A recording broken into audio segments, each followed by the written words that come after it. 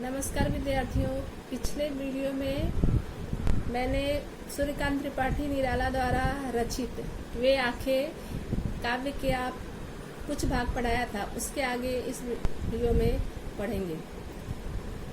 बिका दिया घर द्वार, महाजन ने न ब्याज की कौड़ी छोड़ी। और खेती के लिए जो किसान ने कर्ज लिया था वह चुकता न करने पर महाजन ने उसमें और ब्याज जोड़ दिया। इतना ज़्यादा ब्याज जोड़ दिया कि किसान को उसे भरने में वह असमर्थ रहा, जिसके कारण उसका घर बार बिक गया। रह रहे आंखों में चुभती वह कुर्क हुई बरधों की जोड़ी।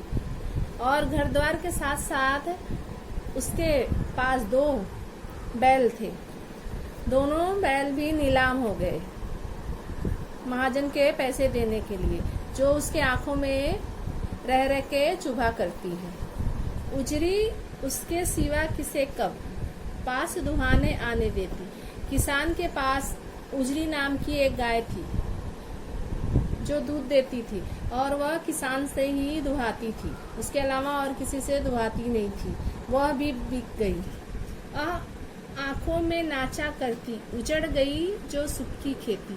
और वह उन बातों को याद कर रहा है जब वह उसके जीवन में सुख और खुशियां भरी हुई थी, उसे वह याद कर रहा है। उसके बैल भी चले गए, गाय भी बिक गई, उसका घर द्वार सब कुछ बिक गया महाजन के कर्ज के लिए। उन सुखों को वह याद कर रहा है। बिना दवा दर्पण के घरनी स्वर्ग चली आंखें आती घर।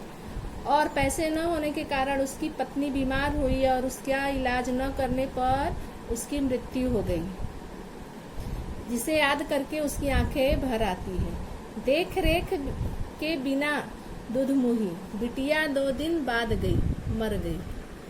और जब उसकी पत्नी की मृत्यु हो गई तो उसकी एक छोटी बच्ची थी जिसकी देख रेख न होने पर वह भी 2 दिन बाद मर गई।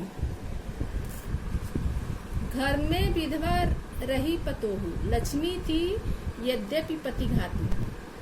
और सिर्फ उसके घर में उसके बेटे की पत्नी बची थी जिसका नाम लक्ष्मी था, लेकिन उसे लोग पति की मृत्यु का कारण समझते थे। उस समय ऐसा था कि जब जवान कोई आदमी मरता था तो उसका सारा जो है दोष उसकी पत्नी पर मढ़ दिया जाता था।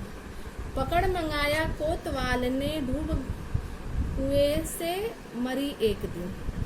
और इतना उसके ऊपर वज्र पड़ने के बाद भी उसका दुख कम नहीं हुआ।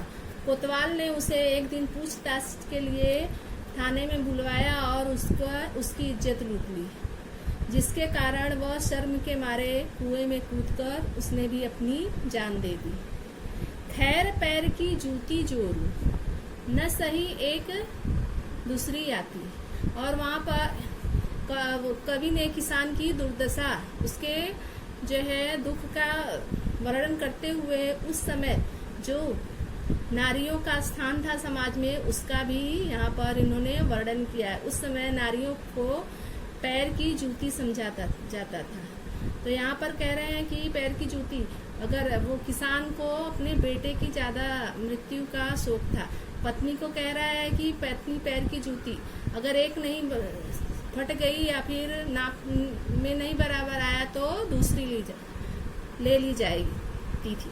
उसी प्रकार अगर पत्नी की मृत्यु हो जाए तो पति तुरंत ही दूसरा विवाह कर लेता था। पर जवान लड़के की सुध कर साप लौटते फटती छाती।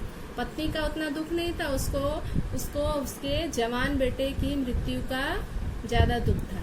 उसकी जब याद आती तो उसके सीने पर सांप लौटने लगता, अर्थात वह अत्यंत दुखी होता।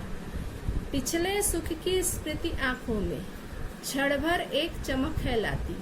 और किसान जब अपने पिछले पुराने दिनों को याद करता है, अपनी सुख समृद्धि को याद करता है, तो एक क्षण के लिए उसकी आंखों में चमक आती है। तुरंत सुनने में गड़वा चितवन, तीखी नोक सदृश बन जाती, और तुरंत ही जब वो वर्तमान में आ जाता तो वो सुख जो है शून्य होकर उसकी आंखों में चुभने लगता, एक तीखी नोक के समान उसकी आंखों में चुभने लगता। यहाँ पर कवि ने भारतीय किसान के दुर्दशा, उसके दीनहीन दशा का सचित्र वर्णन किया है। धन्यवाद।